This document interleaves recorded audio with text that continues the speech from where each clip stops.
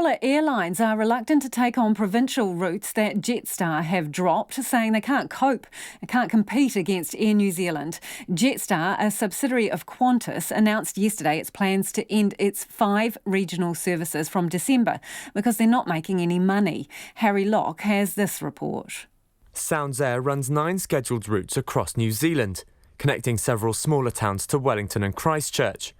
While those affected by Jetstar's decision to ditch the regions might be looking for other airlines to fly to the rescue, Sounds Air's chief executive Andrew Crawford has ruled that out.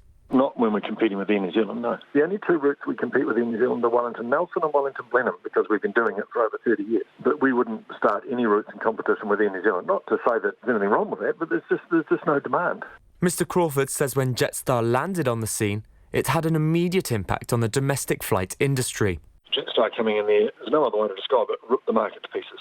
We can't afford to fly flights at the prices they're offering. So, of course, people will go to the cheaper flight. I mean, why wouldn't they? I mean, that's just market forces. But, I mean, basically, they're flying flights for less than they cost. We just can't do that. We would have been broke years ago.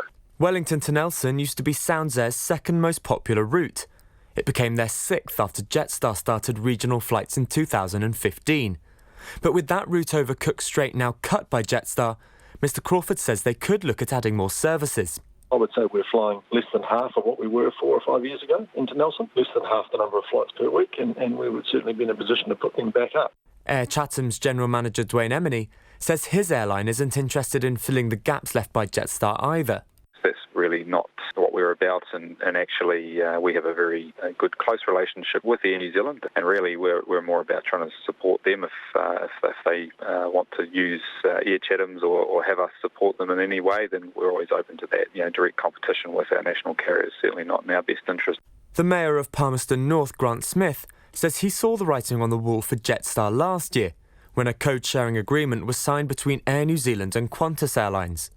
The code share meant Australian tourists could jump on an Air New Zealand plane, but booked through Qantas and with a Qantas stamp. Mr Smith says this left Qantas subsidiary Jetstar hung out to dry. It really did signal that a marginal network would struggle to survive, and it is signalled a softening in the travel market, but also with things like fuel, landing charges, all of those things factor in. Mr Smith says flights out of Palmerston North have been increasing by 20% year on year. But he's worried that with Jetstar pulling out, there won't be the planes to service the demand. We've got an absolute huge pipeline of work coming in central New Zealand with defence spend, infrastructure spend, wind farms, new roading and construction business. We're going to need air services, and more than just what Air New Zealand are currently providing. Grant Smith says with just one airline connecting Palmerston North to the rest of the country, he's concerned about the lack of competition and what it could do to fare prices. But currently it seems there's no airline big enough to want to take on New Zealand in the regions, or willing enough to try and wing it. For Checkpoint, Harry Locke.